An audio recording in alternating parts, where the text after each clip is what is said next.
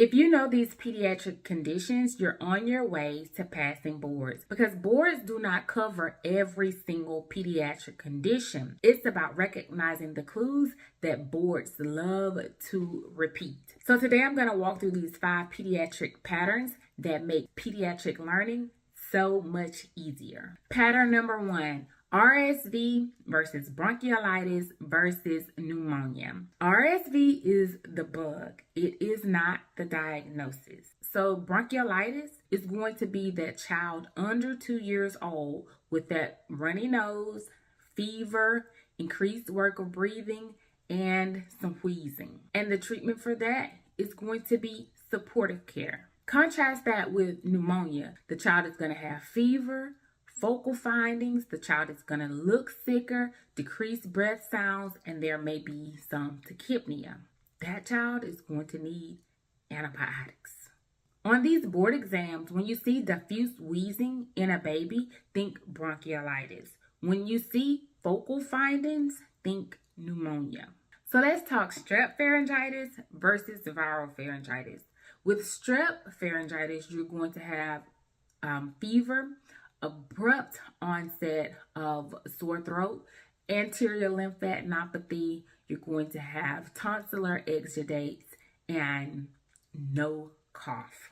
So that means we need to go ahead and treat that child. Now with the viral pharyngitis, you're going to have those URI symptoms. That sore throat is going to be more gradual. So once you tune into those patterns, then you'll be able to answer those questions on boards. Okay, so let's talk acute otitis media versus otitis media with effusion. With acute otitis media, you're going to have the tympanic membrane is going to be bulging, you're going to have fever, and you're going to have pain. You're going to give that child antibiotics.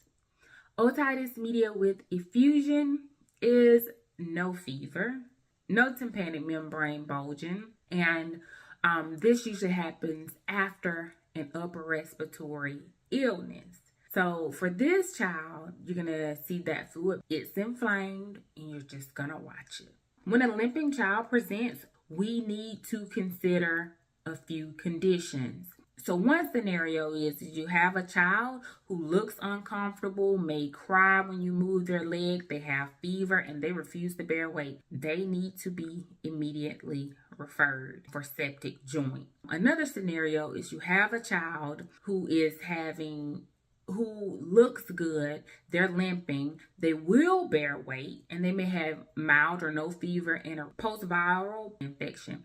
And that child is going to be consistent with transient synovitis. If you have an adolescent that is overweight and they're starting to limp, they have knee pain that is really coming from their hip, they'll also have limited internal rotation. This is urgent, and that presentation is consistent with SCFE. So if you want rapid fire, you'll have fever, won't walk, septic joint.